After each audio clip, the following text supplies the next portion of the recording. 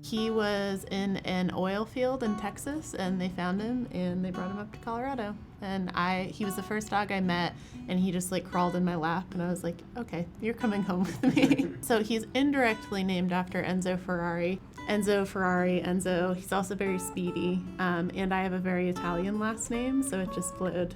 Of course, our daughter was super excited to get a dog and was all amped up. And like I was trying to sell her on whippets and why they were cool. And so I was talking to her at the breakfast table one morning about what should we call this dog? You know, we're gonna go look at these puppies. And she had seen the videos of them racing, and she's like, let's call it Rocket. And I'm like, Rocket, that's a pretty cool name. I like that. I said, and you like that for whether it's a girl or a boy? And she's like, well, it's a girl. Roxy the Rocket.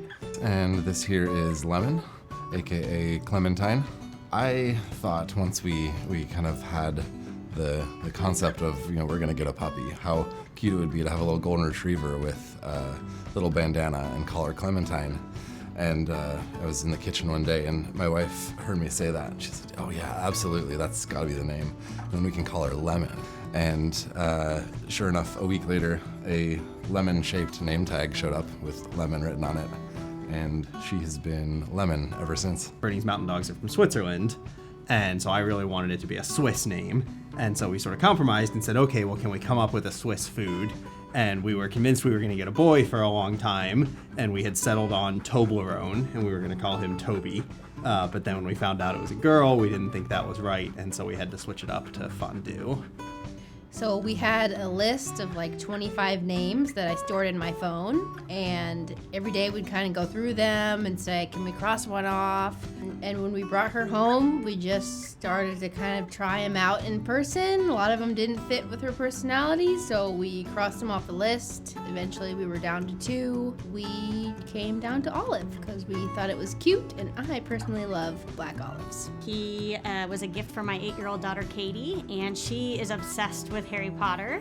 And so when we were lucky enough to get Griffin, it was an easy thing for her to come by, which was the Gryffindor house from Harry Potter. And then I forgot to put a filter on the pet finder, and Budley came into the picture, and he was extremely overweight and had the dumbest grin on his face in his picture, and I was like, that's the dog for me.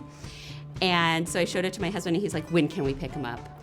Well, every dog is named Buddy. We just need something more unique because he is not a buddy.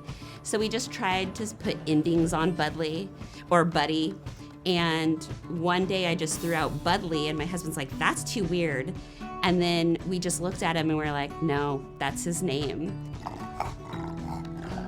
This is my dog, Bruce Wellington. I named Bruce after a beef Wellington, which is actually a pastry-wrapped steak, and that's what he looks like. So I wanted him to have a name from The Lord of the Rings, and tried out a lot. None of them quite fit him.